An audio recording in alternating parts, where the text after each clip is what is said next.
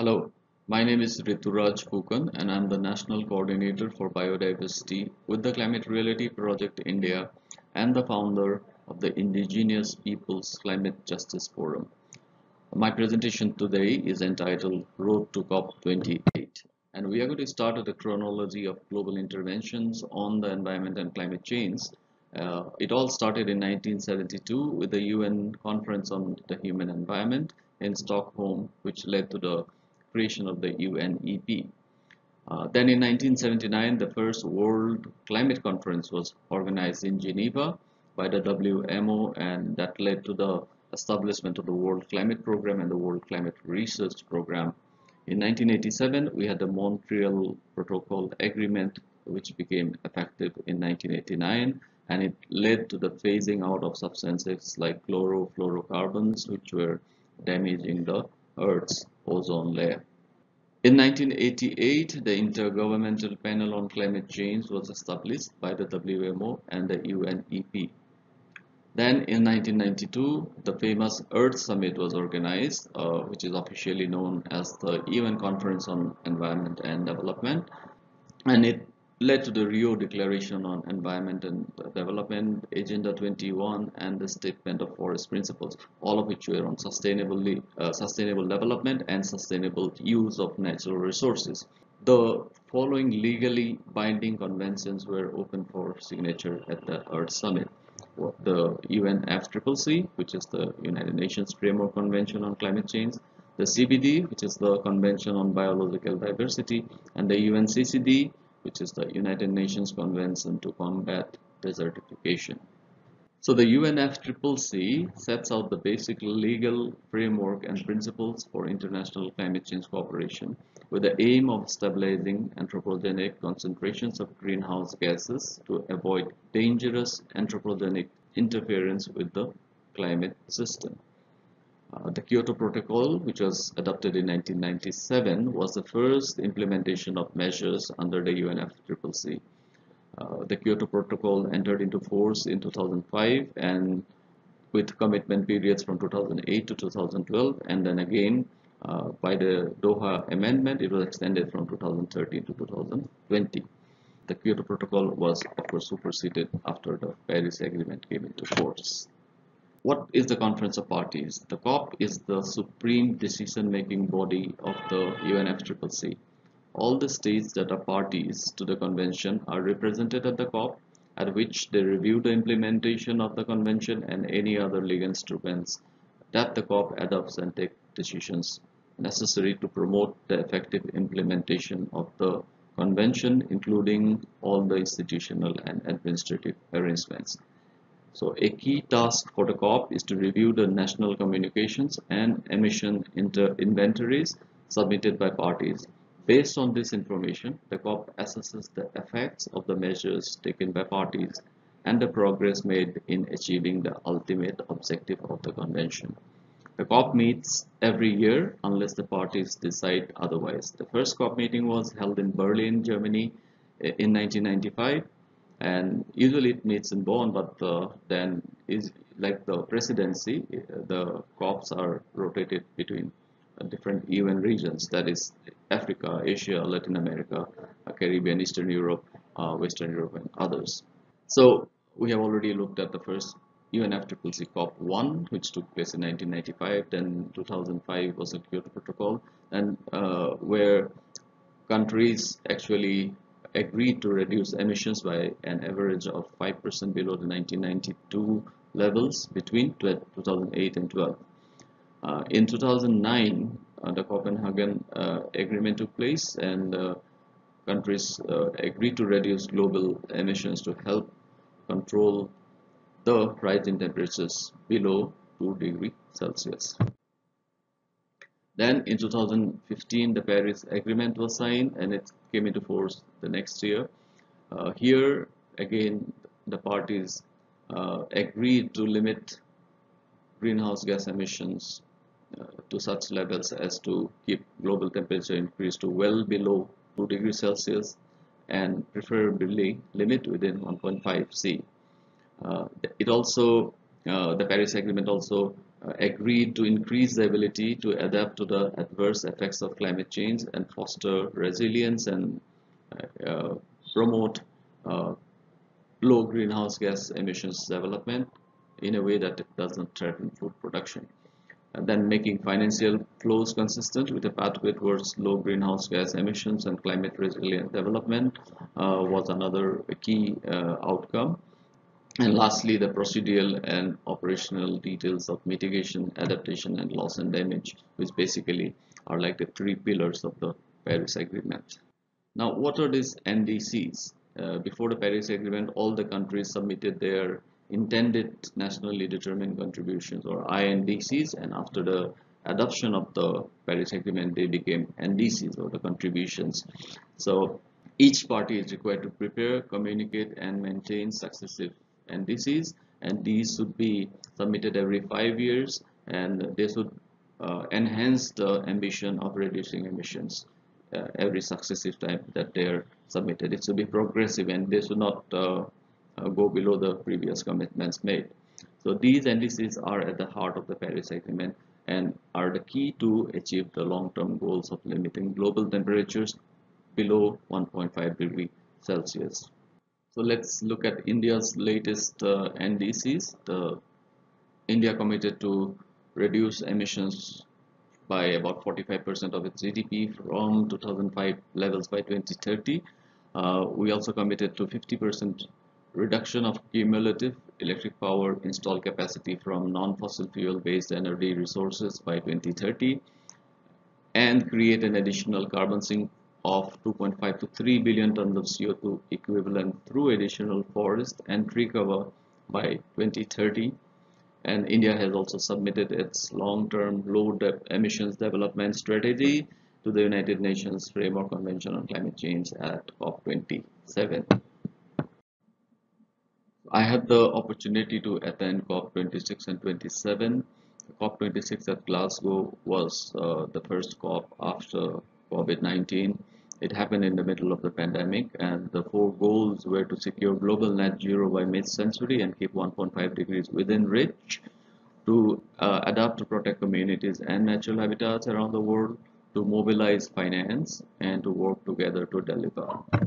The COP process is divided into two broad sections. One is the blue zone, where parties, state delegates, people with pavilions who designated observers of civil society organizations are able to attend. And here we can actually, as observers, attend the plenaries, the discussions which happen simultaneously in many rooms, and also the side events that are organized in the pavilions. I was also a speaker in a pre-recorded session called Voices of the Original People. Other activities take place in the green zone, which is accessible to other civil society groups and companies to demonstrate innovations and technologies and ideas. This is attended by the public, and there are also other official and non-official side events. I was a speaker in a few at the Glasgow Calvin College and the University of Glasgow. And the bottom picture is when the observers actually walked out of the blue zone in protest against inaction on a penultimate day. A lot of protests took place all over Glasgow during the COP.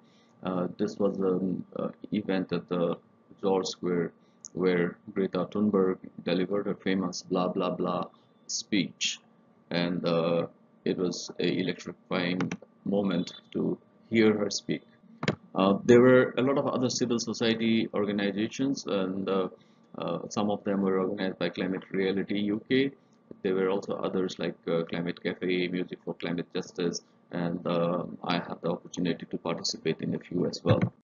Glasgow had a lot of positive outcomes, and the Glasgow Pact was the first ever global commitment to phase down use of coal, and the first global commitment to phase out fossil fuel subsidies as well.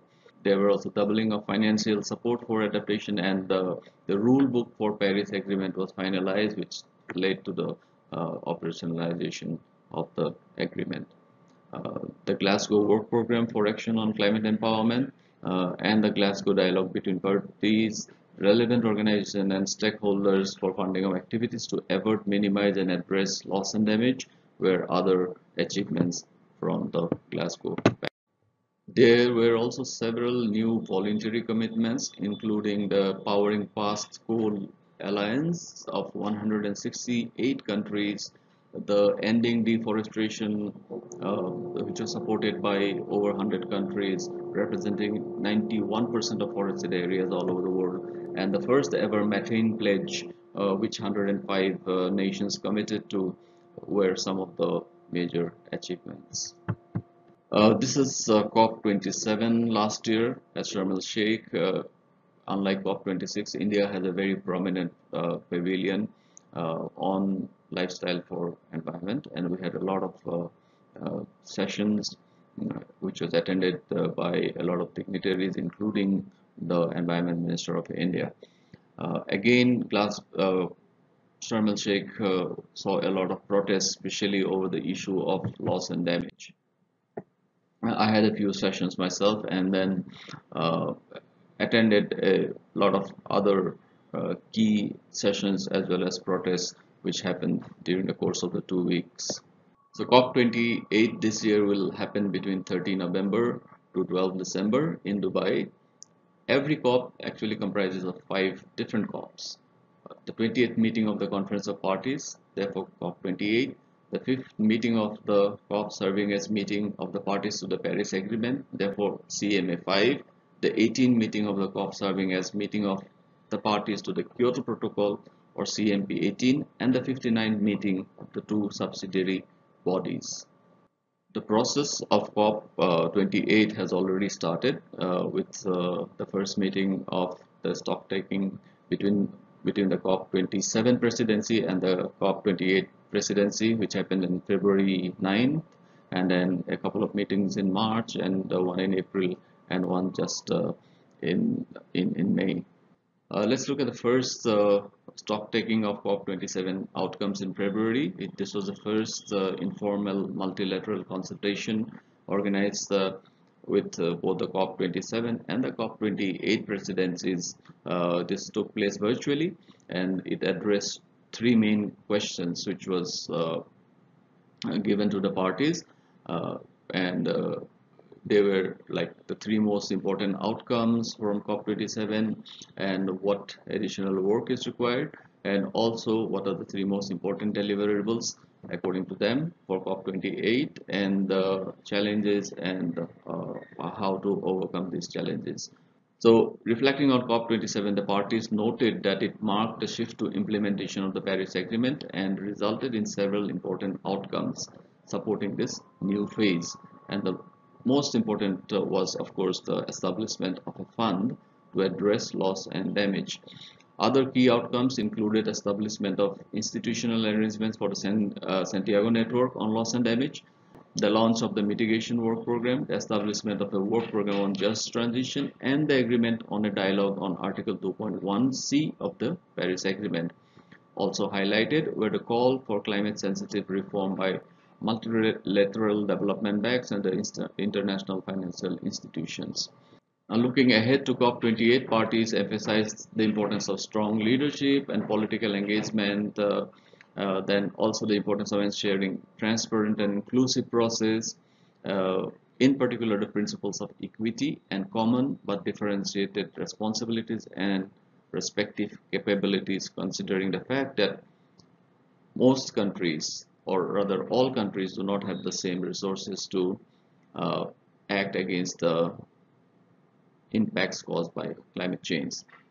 Then parties also noted that implementing existing commitments and pledges will help to strengthen the trust and confidence in the entire process, and that is going to be one key factor for COP28. Sharing their views on what needed to be done, parties emphasized that global stocktake should result in a robust outcome fully endorsed by all the parties that catalyzes and enables greater ambition across all elements of the Paris Agreement. Parties also highlighted the importance of operationalizing the loss and damage fund, funding arrangements and fund at COP28, and the need to finalize a credible and implementable global goal on adaptation. Then finally, the most important issue of finance, where parties who, said that developed countries must deliver the 100 billion per year that was promised, and to double the adaptation finance by 2025. Now, all the parties reiterated that it is important to keep 1.5-degree target alive by enhancing both mitigation ambition and implementation of NDCs and long-term low emission development strategies. Then parties also noted that the just transition road programs should be inclusive, recognize different pathways, and provide adequate means of implementation to allow developing countries to undertake the transition, taking into account different national circumstances. Then other issues like Article C instrument or operationalization and engaging stockholders are also to be prioritized. So what is Article 6? Article 6 of the Paris Agreement allows countries to voluntarily cooperate with each other to achieve emission reduction targets set out in their NDCs. This means under Article 6, countries are able to transfer carbon credits earned from the reduction of GHG emissions to help other countries meet climate targets. It is the Paris Agreement's rule book governing carbon markets, and it was approved at COP26. Now, these carbon markets are a very important tool to reach the climate goals, particularly in the short and medium term. What are carbon markets? They incentivize climate action by enabling parties to transfer credits generated by the reduction or removal of GHGs from the atmosphere, such as by switching from fossil fuels to renewable energy or enhancing carbon stocks in ecosystems such as the forests. So this year also will be important for the global stocktake, which is like a critical turning point when it comes to what we are doing or what have we done till now for a better planet. So this is driven by the parties where transparency is the key. It includes participation of civil society as well. It looks at what countries have done collectively and individually towards achieving the goals of the Paris Agreement.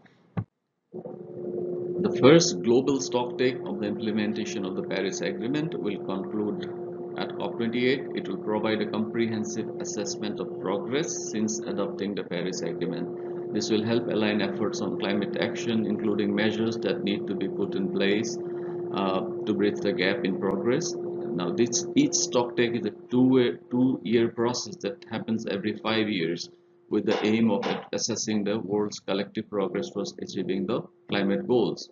The first global stocktake also takes place at the midpoint in the implementation of the 2030 Agenda for Sustainable Development and its SDGs, including SDG 13 on climate action.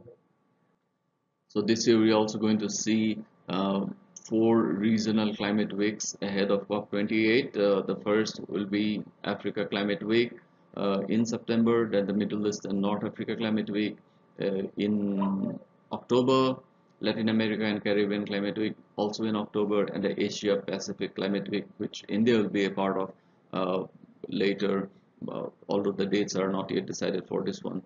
These 4 regional climate weeks will kind of build the momentum for COP28 and the end of the first global stocktake, so that everybody can chart the way forward towards fulfillment of the key goals of the Paris Agreement. So I'm going to end my presentation with this slide. This is a hope sculpture which has come up at the venue of COP26 at Glasgow on the banks of the Clyde River, and this is a reminder of Glasgow's role as host of the summit, as well as a symbol of optimism about humanity's response to the climate crisis. I hope all of you had some takeaway from this presentation, and I look forward to hearing your feedback. Thank you so much for this opportunity.